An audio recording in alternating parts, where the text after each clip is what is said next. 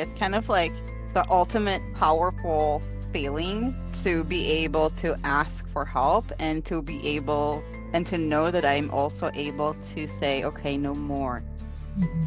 Because sometimes, like, I wouldn't ask for help because I don't know how to say no more. And I'm like, okay, I'm not gonna even start. Yeah. So, yeah, thank you. Learning both of those skills, Yeah. it sounds like really powerful.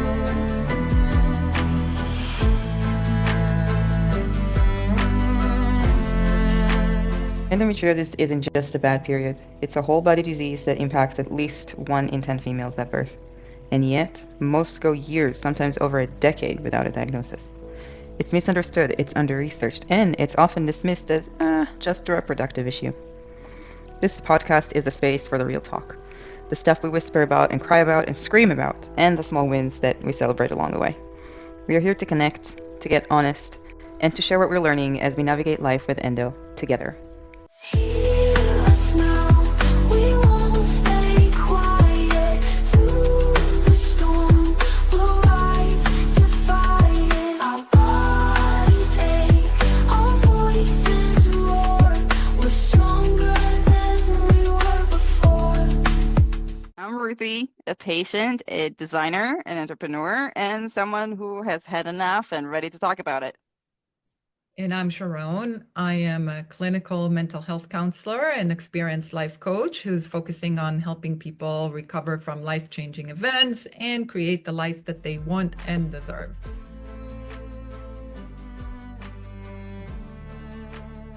So Yeah. I know we talked a lot about like our internal tools and like all the stuff that we can do at home alone without bothering anybody, without being a burden. And I know we talked about that too, but like, how do you see accepting help for people could change the relationship with them? Oh my gosh. Yes. This is fantastic. Well, first I have to say, like, as humans are naturally, we want to be in a community. And I also want to recognize that, and I think it's important to highlight that in our society, right, we are in the US, there is this culture that, you know, sees these people who are individualistic or who are, independent very highly, right? There is this like, and it's a little bit against what us humans are supposed to be like. We are supposed to be part of a community. This is our support system. This is how we are supposed to survive, right? A lot of people feel lonely and isolated. I mean, look at the mental health crisis, right? And a big part of it is because we kind of lost our connection to our community. We don't have those, big families that live together, villages, the neighbors, not a lot of us actually know their neighbors, even though they pass them by the street every day. They see them get into their car, they get into their car, like maybe they wave. Um, and so I remember that when we talked about when we did the surgery podcast, right, around the surgery, I mentioned something about, someone could be a good baker. It could even be your neighbor. And you were like, oh my God, yes, I didn't think about it, right? Like we have many circles of people around us. And we don't always have to rely just on our top two friends, right? Like if this could be really narrow, right? If this was our support system, then it's a very narrow support system. And we will feel more and more hesitant to keep tapping into it, right? Yeah. It's just like kind of like a good way to get closer to people. I personally, people who I have asked help from, even if I don't talk to them like for months, I still feel Mhm. closer to them because I was like, oh, they helped me when I had surgery. They were so nice. They took me, like they did this, they did that. Right. Forever, I'll have a little warm About it. peace in my heart. Exactly, because you were willing to be vulnerable with them. Mm. When we actually like let go of those like walls that we keep building to kind of, I'm independent, I don't need, you know. When we start letting go of these walls and say, hey, I am human right here, and I would love some help. I'm vulnerable. It allows the other person actually to feel much better about themselves, being like, oh, I know what it's like to need some help. And so they feel better about their humanity, and also they feel so much better about being able to do something for someone else, right? There's a sense of purpose. There's a sense of trust. Oh, she trusted me when she Mm. asked, right? So She the trusted closeness is a me. two-way thing. Yeah, exactly. So you being vulnerable and opening up, you're basically starting that bridge towards trust, right? Like you're starting it. And then the other person perceives it. They're like, wow, she trusted me. I am helping someone else. I feel valuable. I feel seen. I feel like I'm doing something of purpose. For those of us who are more, religious, right? Like this is a path, like this is another way of feeling closer to God, right? That's Or true. um, and so it it creates that bridge, right? It creates this connection. Yeah. It's almost And like we should ask people who we don't know very closely, because best case, we get a new friend. Worst case, we weren't that close in the first place, so who cares? exactly. Like there's no loss in that, right? It hurts much more when you ask someone really close and they're And like, they I say no. Yeah. can't. But it's good to know too, right? Yeah. Because like we said, like it's a piece of information, right? Yeah, and so what I recommend in general, like when it comes to these moments and need of help, few things just to kind of be a little more practical in this conversation. I recommend making a list Okay. and making a list of all the different kinds of support you might need at different levels of pain. Hmm.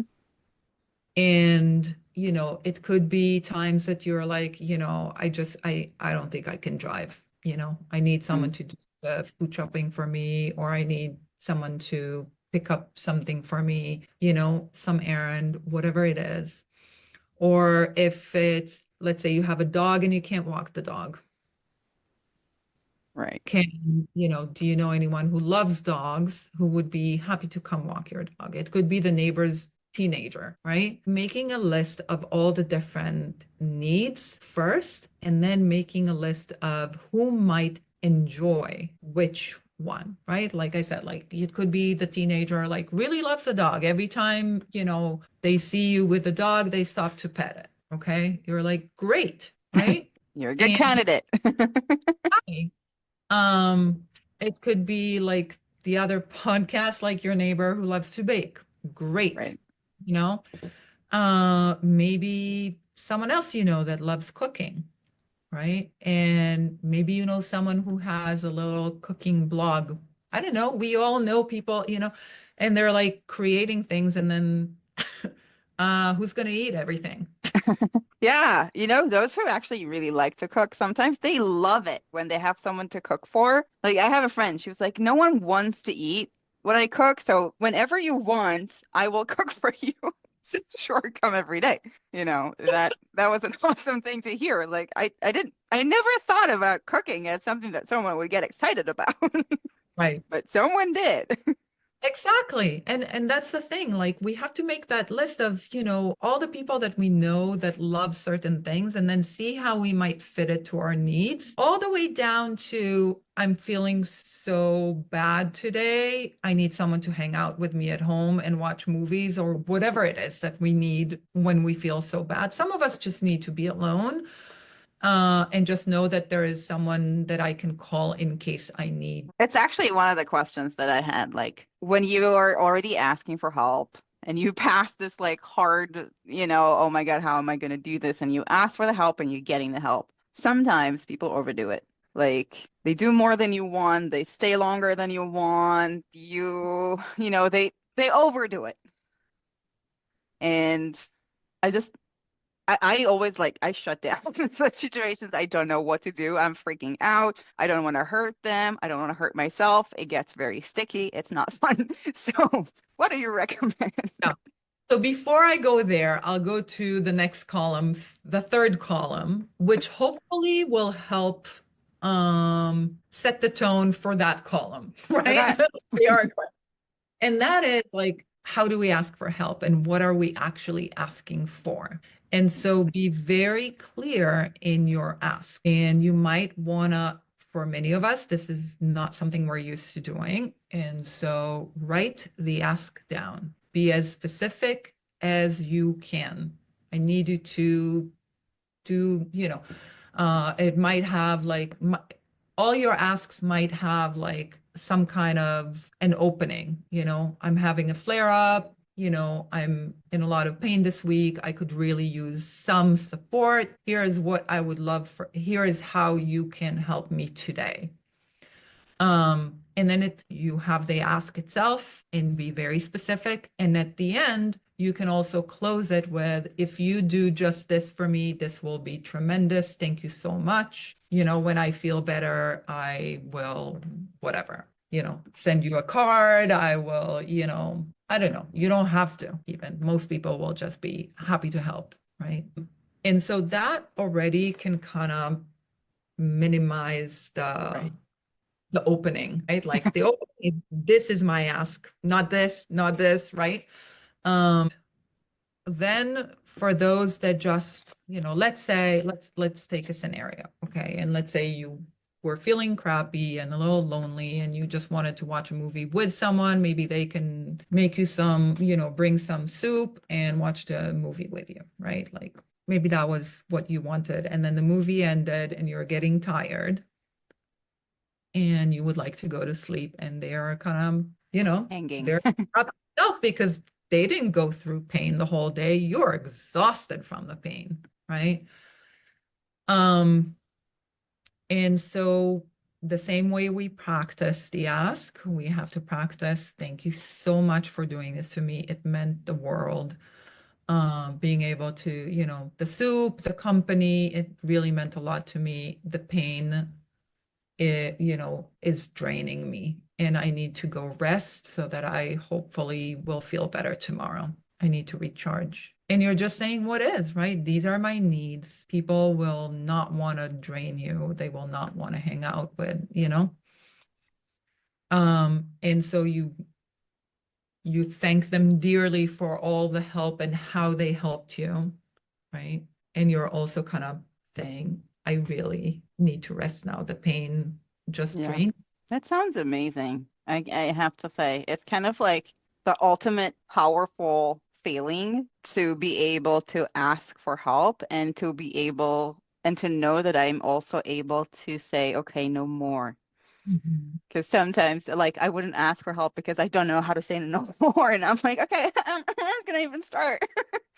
So, yeah, thank you. Learning both of those skills, Yeah. it sounds like really powerful. Yeah. And I hope also that the beginning too, right? Like when we ask to really kind of frame it, to minimize it into what are we really asking that person to do for us and where does it end? Like really make it um concrete. Yeah, I like that. I like that a lot. So are you going to try it? Think so. I'm gonna definitely start writing things down because I think I'm getting lost. When I try to talk about this, it gets embarrassing or whatever. It's easier to write things down. So I'm gonna try it with people that I can text to. Yes. Because it's one less barrier for me to say to someone face to face or over the phone. It feels more harder. But I am accepting the challenge and I'm going to ask for help. Yeah. You bring up a very good point. Two actually. One is when we think about things, our mind kind of it's too smoky, right? We didn't really choose the words. Our brain kind of goes into maladaptive beliefs and excuses as to why it's not going to work out. And so writing down involves different parts of our brain, and we have to kind of tap into the language parts of our brain and prefrontal cortex, and like a lot of other parts need to go in, tap into action. And we basically deliberately choose the words we're writing, right? When we think, our brain kind of like, our brain is busy with keeping alive. It's not going to choose the perfect word or the one you actually meant to use right now for this sentence. Fair description. And so when we write things down, this is when we can like go back and edit. Is this what I meant? No, actually, I only want them to do this. And this is, we can not manipulate, but we can control much better what we are trying to say and what our ask is. And so we are also not facing the other person intruding us, right? Like in a phone, right? Right. We have the space and quiet to really do that. And I actually recommend doing it not when you have the flare up, not when you are in pain. Yeah. I recommend, you've been through flare ups by now. You have been through pain by now. Try to tap back into what might have you wanted at those time and needed. And then make the list of your needs, who can do what, and what is your ask when you're feeling good and solid. Because then, the ask will be much more precise. You'll have the capacity to do it better. And then write some, like we said, thank you so much. You helped me greatly today. I really appreciate the soup. It's exactly what I needed, and the company. I didn't want to be alone this evening, and this is exactly what I needed. I'm afraid at this point, my body, my mind, I'm drained from the pain all day. I need to rest and recover. Thank you so much. And so write those down too. Those few moments like that where you might say no more, right? Like this Yeah. yeah, thank you. Remember to include like how they helped you, what are you thanking them for, what action, right? And how it impact you, and then draw the line. Yeah. So writing these down can help you, because in the moments you're faced with it and you're in the moment, you don't want to try and think about it, right? You already did it, felt better when it was the best self part of you already did that. Now it's the part that needs, tender love and care. It's not the time for you to start thinking of how am I going to phrase that. And so you have it Very already. good point. You did it. You can keep it on your notes on your phone if you need a little, I'm going to go to the bathroom and see what I meant to say. My best self, Yeah. Um, Yeah, I love that. I personally prefer to just like, once you write it down, I practice it to myself multiple times until it feels natural. And then it's easier for me to say when I need to say it. I always take it. I take all the advice from job interviews because it's so easy for me to like excel those. But then when you need to do the same things when you're just asking for stuff for yourself, it's different. But yeah, so this is what helps me a lot. And I have to say, two things that I reflected on when you were talking is one, I was on the receiving end of the no more one time. And I don't remember that as a traumatic moment. It was just like, I was there. My friend was heavily pregnant. She needed some help. And then she was tired and she was like, okay, I am falling asleep. Let's go to sleep. And I said good night. And I just left. And it was great. And just nothing happened. Even more than that, I would say that this is yet another moment of trust. It's Yeah. another of deepening the connection, right? Like it's really easy to be friends or like, to like someone or, when everything is easy but to be able to say to someone, okay, thank you so much. I need to rest. It's another vulnerable moment from you, and it's another trust building moment opportunity with that other person. They trust me enough to tell me, please go in a very kind way. Yes.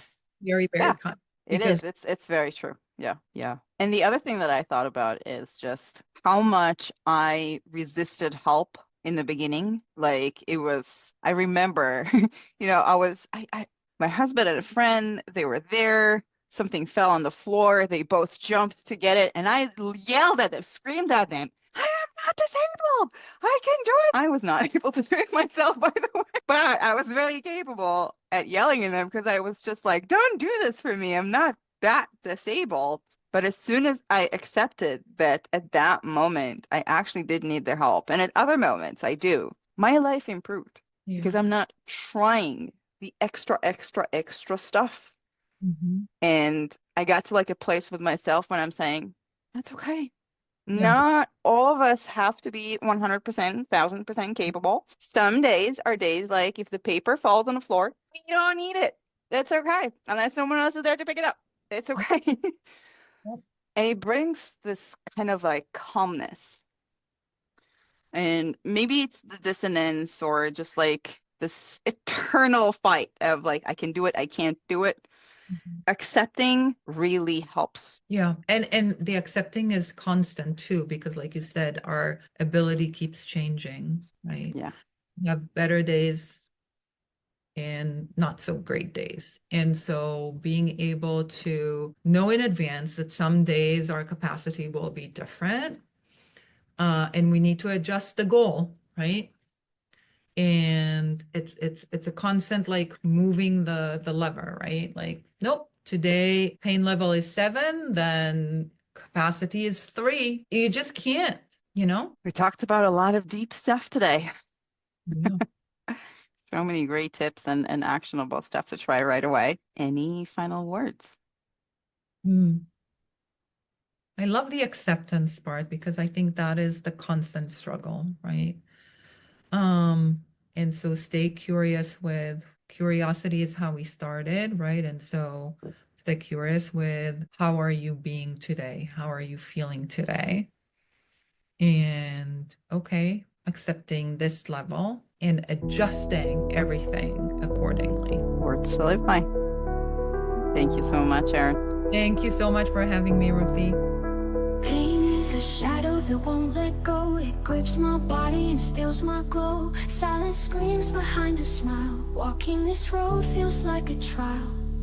The world can't see the war inside. The scars I carry, the tears I've cried. Doctors shrug, they turn away, leaving me to fight another day. Hear us now, we won't stay quiet. Through the storm, we'll rise to fight it. Our bodies ache, our voices roar. We're stronger than we were before. Each day's a battle, a brand new fight. Chasing answers in the darkest night. The weight of doubt, it cuts so deep. But I hold on, I will not weep. We are not fragile, we are not small. We stand together, we stand tall. Listen to the stories we need to share. A little kindness could repair. Hear us now, we won't stay quiet. Through the storm, we'll rise to fight it. Our bodies ache, our voices roar. We're stronger than we were before.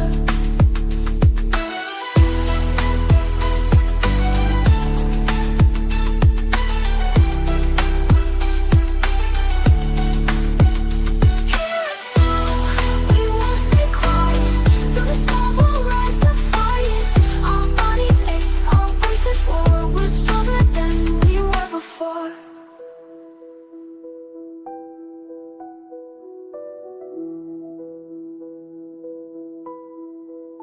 Each day's a battle, a brand new fight. Chasing answers in the darkest night. The weight of doubt, it cuts so deep. But I hold on, I will not weep. Hear us now, we won't stay quiet. Through the storm, we'll rise to fight it. Our bodies ache, our voices roar. We're stronger than we were before.